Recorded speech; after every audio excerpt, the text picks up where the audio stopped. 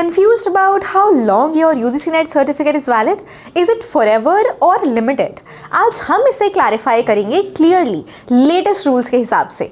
UGC NET qualify करते ही NTA आपको certificate देती है जो दिखाता है कि आप असिस्टेंट प्रोफेसर और PhD एलिजिबिलिटी के लिए क्वालिफाइड हो, और अगर JRF भी मिला है तो वो भी सेम सर्टिफिकेट के साथ इशू होता है। सबसे इंपॉर्टेंट, असिस्टेंट प्रोफेसर एलिजिबिलिटी का सर्टिफिकेट यानी कि नेट क्वालिफाइड का सर्टिफिकेट लाइफ टाइम वैलिड है, ये कभी भी एक्सपायर नहीं होता। तो जब भी फैकल्टी जॉब्स आए आप इजीली उसमें अप्लाई कर सकते हो। लेकिन JRF का पार्ट टाइम बाउंड होता है। अगर आपको JRF अवार्ड लेटर मिला है तो उसकी वैलिडिटी होती है 3 साल from the date of issue.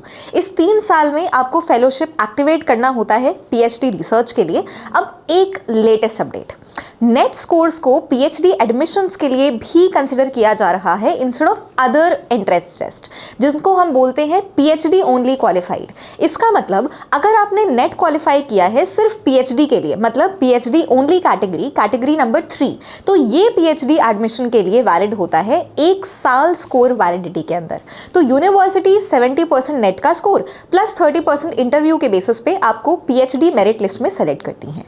तो असिस्टेंट प्रोफेसर का जो सर्टिफिकेट है वो लाइफ टाइम है।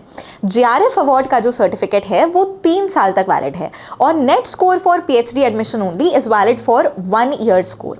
So plan your career smartly and do hit the subscribe button for more such thoughts.